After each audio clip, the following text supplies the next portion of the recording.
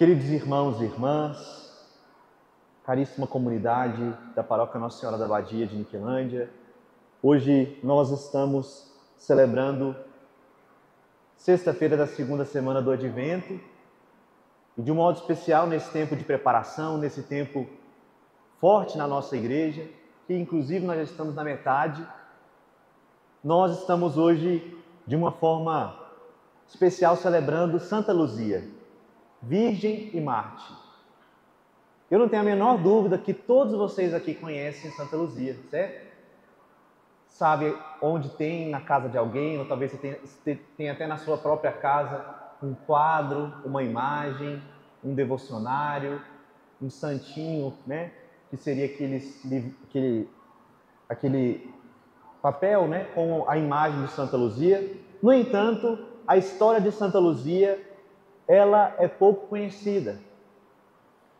Interessante que quando nós vemos a imagem de Santa Luzia nos quadros, nesses lugares, nós vemos sempre Santa Luzia, né, com uma espécie de prato, de bandeja com óleos. Mas você já viu alguma imagem de Santa Luzia em que ela está sem óleos? Já viu? Não. Ela tem os óleos e ela tem outros 2 óleos nesse prato.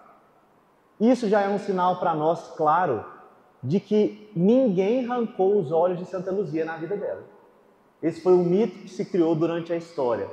E vamos entender porque ela é Virgem Mártir, por que ela tem, né, esses óleos no prato. No entanto, antes da gente falar de Santa Luzia, eu gostaria de começar um assunto com vocês que eu não sei se vocês gostam. Vocês gostam de falar de política? Vocês gostam, gente?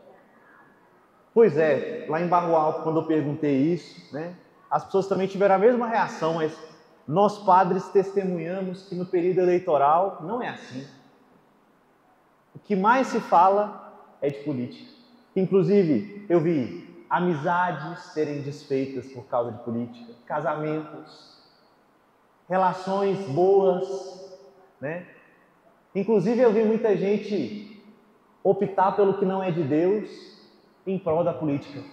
Eu fiquei mais escandalizado ainda uma vez com uma senhora, né, entrou na igreja enquanto eu estava atendendo confissão, e aí ela tinha que pegar alguma coisa lá na igreja. Aí eu falei, pensei que a senhora ia confessar. Ela, não, padre, eu vou confessar só depois da política, porque na política a gente peca muito, né? E aí não vai adiantar eu confessar agora. Aí eu falei, tomara que você não morra, né? Não morra durante esse período da política, né? Porque se você morrer em pecado, né, o seu destino já está garantido. Para dizer que com Deus não se brinca, com a misericórdia de Deus não se brinca. Mas por que eu quero falar de política? Vamos lá.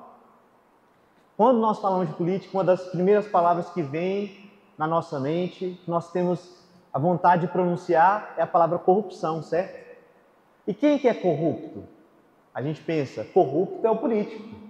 É o político que rouba, né? É aquele que compra votos, né? É aquele que faz com que a sua eleição seja conquistada à custa de dinheiro ou de favores.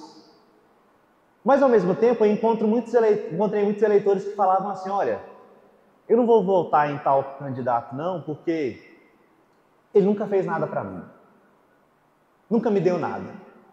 Nunca me deu, né, um emprego, nunca me deu uma casa para mim morar, nunca me deu nenhuma facilidade. Né? Então, esse não merece meu voto. E eu repito a pergunta. Corrupto é só o político? Corrupto é só quem vende o voto? Não. Corrupto é também quem, né, consente e, inclusive, quer os privilégios. Mas todo mundo aqui sabe disso, não sabe? Mas será que alguém aqui fez isso? Vendeu o seu voto, quis favores, quis privilégios, ou testemunhou situações de que, nossa, esse político, né, para mim votar nele, ele tem que fazer algo por mim. Nessa situação da política, e sobretudo na figura do eleitor, nós vemos uma das condições essenciais para que algo seja pecado. Os padres atendem às confissões das pessoas e nós temos um sigilo enorme, né? E inviolável é o segredo da confissão, porque você fala para o padre morre com ele. Mesmo que você cometa um crime muito grave e que esse crime envolva outras pessoas, o padre não pode nunca falar o seu pecado ou o seu crime. No entanto, uma das coisas que nós escutamos antes da confissão, que a gente mais escuta, né, é assim: olha, padre, eu vim aqui, mas eu acho que não tem nenhum pecado, não. É, porque eu não peco, nunca matei ninguém, nunca roubei, né? Nunca fiz mal para ninguém, eu sou amigo de todo mundo gosta de mim, né? Então não tenho um pecado. E aí a vontade que a gente tem é: então por que você veio aqui?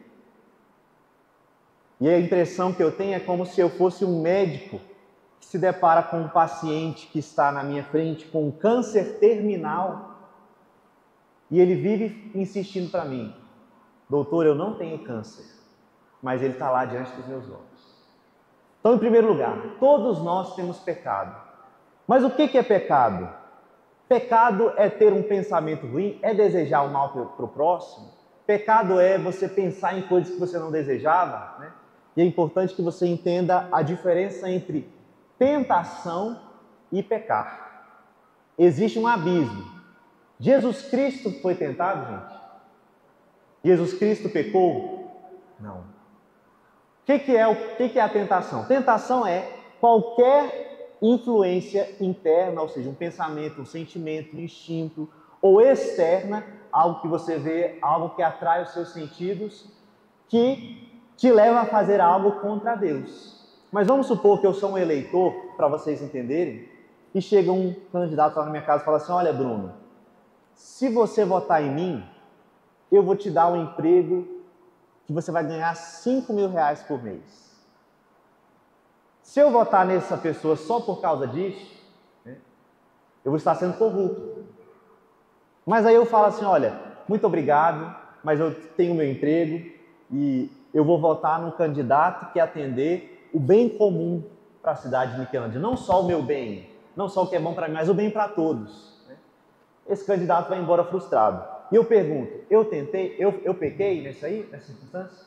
Não. Por quê? Porque essa pessoa veio até mim e me ofereceu uma oportunidade de fazer o mal. Ou seja, eu sei que é mal. Eu sei que não é certo vender o meu voto. Assim como ele querer comprar, também não é certo. E eu opto por não fazer. Então, o que é pecado? Pecado é aquilo que aparece na sua frente, você tem a chance de dizer: olha, isso é errado e eu não vou fazer. Isso é pecado. E a tentação é a oportunidade de pecar. E tem gente que pensa que a oportunidade de pecar já é pecado. Então, às vezes, quando você fala assim: nossa, eu tive muitos pensamentos pecaminosos. E aí existe uma diferença. Ter pensamentos é normal. Ruins ou bons, de tristeza, de frustração, de coisas boas, de coisas ruins. Agora, quando você consente nos pensamentos ruins, aí você peca. Só o pensamento ruim na sua cabecinha não é pecado. Agora, o consentimento, ou seja, quando você fala assim: olha, não, realmente eu sou assim mesmo. Não, realmente fulano é daquele jeito mesmo que eu estou pensando. Aquilo que não me contaram é verdade. Quando você consente, você peca. Então, a diferença entre tentação e pecado é enorme. Agora, todos nós aqui somos tentados. Uma pessoa que vem até o padre e fala que não tem pecado é uma pessoa que está cedendo a tentações, consentindo com tentações, ou seja, adquirindo doença, mal-estar e dizendo, né, e tentando enganar a si mesma que não tem pecado. Na verdade, ela tem. E quando nós olhamos para a história de Santa Luzia, esses conceitos de tentação, de advertência, que é o que a igreja chama. O que é advertência? É você olhar diante de uma situação e falar: olha, isso, se eu ceder a isso, eu vou estar errando. Se eu negar isso, eu vou estar fazendo certo. Você saber o que é certo e o que é errado. Isso é advertência. Né? Esses conceitos de advertência e de tentações são fundamentais. Por quê? Santa Luzia, desde a sua pré-adolescência, fez um voto segredo para Deus. Fez um voto em segredo para Deus de que ela seria virgem e que doaria, né, a sua vida para Deus. Toda a sua vida seria dirigida a Deus, inclusive a sua sexualidade. Ela não queria se casar, ela queria viver inteiramente para Deus. Mas ela não contou para ninguém.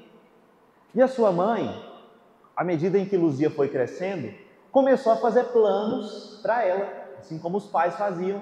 E a mãe programou o casamento de Santa Luzia. Ela escolheu o noivo, ela escolheu onde seria e quando seria. Só que Luzia tinha um medo muito grande de desagradar a sua mãe, por isso ela não falava. Mas essa era uma fonte de muito sofrimento para ela, ter que fazer algo que ela não queria, ainda mais algo que desagradava a Deus. Então, num determinado momento, a mãe de Santa Luzia, ela teve uma hemorragia, né? Nós também costumamos chamar, sobretudo naquela época, de doença do fluxo de sangue. Então ela começou a ter essa hemorragia, a mãe dela. E a 50 quilômetros da região onde elas moravam, que é uma parte da ilha da Sicília, né, na Itália, que a Itália é como se fosse uma bota, né? Então, na ponta dessa bota é onde elas estavam. A 50 quilômetros havia uma outra cidade na qual se tinha uma romaria, como a gente tem aqui no Muquem, né? Eu até estava pensando como as histórias parecem, né? E que é 45 quilômetros, Michelangelo Muquem, da cidade de Santa Luzia até essa outra romaria, era 50. E ao chegar lá, né, elas iam prestar sua devoção a Santa Ágada, né? Que tem Santa Águida e tem Santa Ágada, que era também uma mártir, ou seja, uma mulher que morreu, né, preferiu morrer ao invés de negar que era cristã. E elas foram então fazer penitência, caminhando até lá, para pedir a Santa Ágada que possa curar, né, a mãe, né, de Santa Luzia. E elas foram. E quando elas chegaram lá no santuário de Santa Ágada, elas entraram na igreja, estava acontecendo uma missa. E o padre estava lendo o evangelho, que é o evangelho da hemorroísa, que é aquele evangelho que uma mulher com a mesma doença toca em Jesus. E aí Jesus fala assim: quem que me tocou? Né? Tem até músicas inspiradas nisso. Quem me tocou? E quando essa mulher chega lá e ela ouve isso, e Santa Luzia também ouve, elas ficam então encantadas. É uma confirmação: Deus vai curar a minha mãe. E a mãe dela falava: não, eu vou ser curada, eu acredito nisso. E elas foram lá no túmulo de Santa Ágada. E quando elas chegaram lá, elas se ajoelharam e começaram a rezar durante muito tempo. E Santa Luzia estava muito cansada por causa da viagem. E ela dorme no túmulo, né? Rezando no túmulo de Santa Ágada. E ela dorme. Quando ela dorme, ela tem um sonho. E nesse sonho aparecem vários anjos. E no meio dos anjos vem Santa Ágada. E Santa Ágada fala assim para Santa Luzia: por quê? Por que você está pedindo para mim interceder pela sua mãe, sendo que você pode dar a ela o que você está me pedindo? Porque você também vai ser mártir um dia. Então já falou, né, uma espécie de profecia. E Santa Luzia ficou, então, com aquilo na sua cabeça e acordou. Quando ela acordou e olhou para a mãe dela já estava curada da doença, né, do fluxo de sangue. E elas começaram a louvar a Deus, a agradecer, e Santa Luzia falou: agora é a hora, eu tenho que falar para minha mãe. Ela falou: mãe, eu fiz um voto para Deus de que a minha vida vai ser dedicada totalmente para Deus, eu não quero me casar. E a mãe dela disse: se é o que Deus quer para a sua vida, minha filha, vai ser assim. E elas então voltaram, né, para a cidade delas. E naquela época estava sob o domínio, né, o imperador Diocleciano, que era um imperador que perseguia os cristãos. Então, se você falasse que era católico, ele te matava. Basicamente era assim. Isso foi até Constantino, né? E ao chegar lá, o pretendente que a mãe tinha arrumado, né, para Santa Luzia, ficou furioso ao saber, né, pela boca da própria mãe, que ela não ia mais se casar. Sobretudo quando ele soube do voto que ela tinha feito para Deus. E o que ele fez? Ele foi denunciar ela para o Império Romano. E o Império Romano, então, foi até a casa de Santa Luzia e aprendeu. E falou: por que você não vai se casar? E ela disse: porque eu sou esposa de Jesus Cristo. E o único marido da minha vida vai ser o próprio Jesus Cristo. E aí o imperador e os oficiais ficaram furiosos. E eles começaram, então, a planejar a morte de Luzia. A primeira coisa que eles iam fazer é levar Luzia, né, para o lugar onde ela seria morta. Né? Só que aí, quando eles foram levar, eles não conseguiam. Era como se a mulher tivesse uma enorme quantidade de chumbo. O corpo dela, de repente, começou a ficar muito pesado. Eles começaram a pegar carros de boi, amarraram nela para puxá-la, e os bois não conseguiam. E aí ele dizia assim, olha, aí o imperador, ao saber disso, ele falou, olha, diante disso, sabe o que eu vou fazer? Eu vou te jogar na fogueira. E ele então leva Santa Luzia e começa a queimar Santa Luzia na fogueira. Mas o que acontece, né? Como Paulo e Silas, né, na prisão, como os irmãos lá do Antigo Testamento que bendiziam no fogo, ela não se queimou.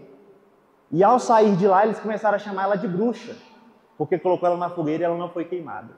Então, o imperador foi tomado de crueldade. Ele falou assim para Luzia, olha, sabe o que eu vou fazer? Você não está querendo ser a mulher mais pura?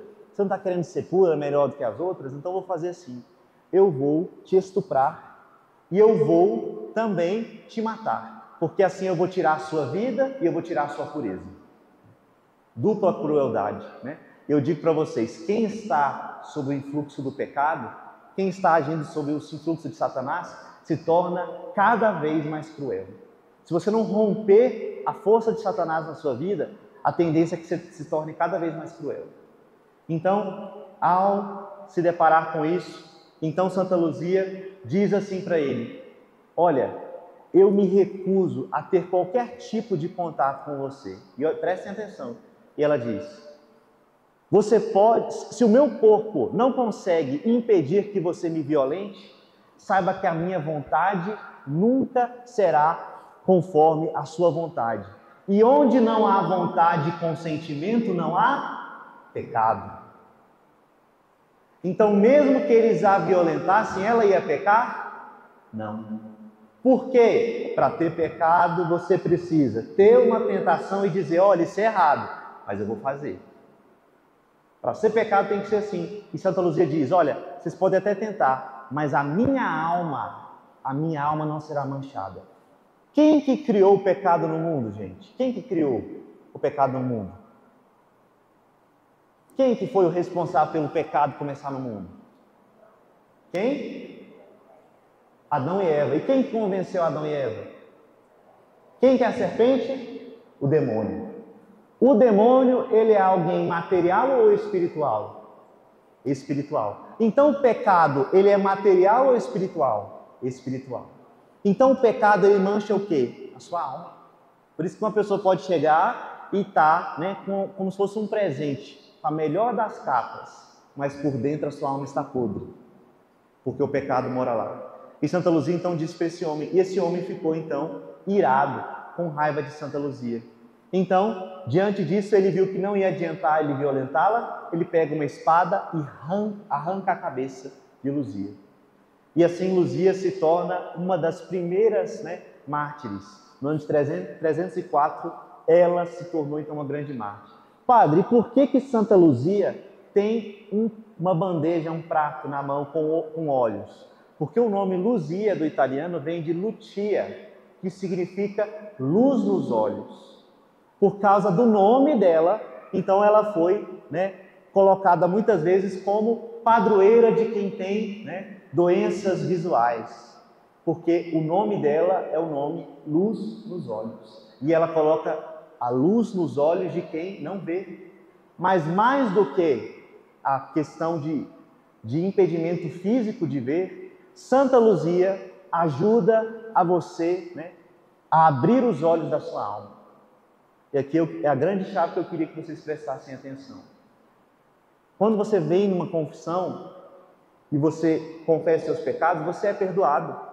Mas a tendência para pecar, a existência de tentações, elas vão acontecer, sabe até quando? Até o dia da sua morte.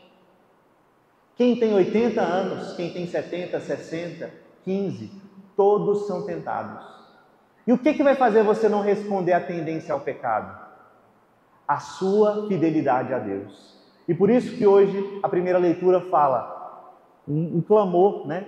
Se vocês fossem fiéis aos meus mandamentos, vocês seriam felizes. Como é que você sabe o que é certo e o que é errado? Através dos mandamentos, através da leitura da palavra de Deus. Mas deixa eu te falar uma coisa, ao saber que algo é errado, o que você tem que fazer? Evitar. Mas nós pensamos que a nossa vida espiritual, ela se resume aqui, a participar aqui na missa. Quando eu saio daqui e estou num contexto de uma campanha eleitoral, é como se eu não tivesse fé. Quando eu estou numa situação em que eu posso tirar proveito à custa do bem dos outros, eu não tenho problema nenhum. Quando eu começo a falar mal de outras pessoas, quando eu vou dizendo sim para os pecados que ferem a pureza, eu também, assim, eu vou me distanciando de Deus. Então, meu irmão e minha irmã, o que o pecado vai fazendo com você? Vai fazendo com que você fique cego. E o que Santa Luzia quer para a sua vida hoje? Que você abra os seus olhos com a luz do Espírito Santo. E, infelizmente, eu vou dizer uma coisa para vocês. O pecado que mais deixa as pessoas cegas são os pecados contra a pureza. O adultério, os vícios em pornografia, os vícios que estão aí no seu celular, que muitas vezes você dá para o seu filho, e qualquer criança com o celular na mão, por mais que você pense que você está vigiando, ela tem acesso à pornografia. E muitas vezes são essas pessoas que chegam no confessionário, numa terapia, num psiquiatra, com a vida destruída. Porque o pecado faz com que você fique cego, sobretudo os pecados contra a pureza. E Santa Luzia, então, hoje nos ensina a nós sairmos de ambientes impuros, sairmos de situações que vão nos levar a pecar. Ora, se você é casado e você está com uma pessoa que não é a sua esposa ou seu esposo, e pode existir um risco, o que você tem que fazer? Sair daí. Se você está no compromisso matrimonial com alguém, você não pode dividir o seu coração e nem correr o risco, porque a tentação virá. E se você não tem força suficiente, e nós não temos, o que nós temos que fazer? Fugir. Parece fácil e básico, mas é o que a gente menos faz. Quando nós vemos isso de forma implícita e explícita na nossa vida. E eu queria dizer para vocês, que eu, longe de um moralista que só fala de questões que ferem a pureza, ou que só isso é importante, muitas outras coisas são importantes também, mas eu vou dizer para vocês, nós estamos ficando no mesmo estado de pessoas que são viciadas em drogas. Porque a cultura do nosso país é uma cultura que estimula a impureza. Você está numa roda de amigos, numa roda de família, sempre existe uma piada de duplo sentido. Você está ouvindo uma música, se você prestar atenção na letra, tem um duplo sentido. Você está vendo um filme, é um filme de herói, de repente tem uma cena indevida. Então, meu irmão e minha irmã, o normal está sendo dizer sim para essas coisas e pensar que isso não influencia na sua vida. Mas isso te deixa cego, isso te deixa sem Deus. Isso é o consentimento da sua alma a Deus. E às vezes você se olha no espelho e fala assim, eu não estou mal. Mas se você pudesse no espelho olhar o estado da sua alma, você ficaria chorando por muito tempo. Como Deus fica ao ver com que nós vamos derramando a nossa vida na escuridão. Então hoje, sob a intercessão de Nossa Senhora da Abadia e de Santa Luzia, nós queremos pedir a cura dos nossos olhos, mas sobretudo dos nossos olhos espirituais. Quantos e quantas de nós estamos cegos, fechados para o mal que muitas vezes está deitado na nossa vida? Com seus olhos fechados agora, eu te convido a colocar diante da presença e da intercessão de Santa Luzia a sua cegueira e diga qual o pecado que tem feito você se afastar de Deus. Diga quais são os vícios, quais são as situações que ferem a sua família, que fazem com que você corra o risco de não ir para o céu. Diga diante de Deus aquilo que precisa ser mudado. Peça para Deus renovar o seu coração e a sua vida. Peça para que Santa Luzia hoje te dê a visão, mas aquela visão que faz com que você olhe com os olhos de Deus, não com os seus, não com os de outros, não com os do mundo. E nós pedimos hoje também a intercessão poderosa da Virgem da Abadia, que nós possamos renovar o nosso coração e sair daqui com a alma lavada. Se erros foram cometidos, Deus nos perdoa. Se é preciso buscar confissão, busque. Mas saiba que Deus sempre está com as mãos estendidas para você. Mas Deus não se alegra com o fato de que muitas vezes nós pedimos misericórdia, mas não queremos mudar. Renova-me, Senhor Jesus, já não quero ser igual.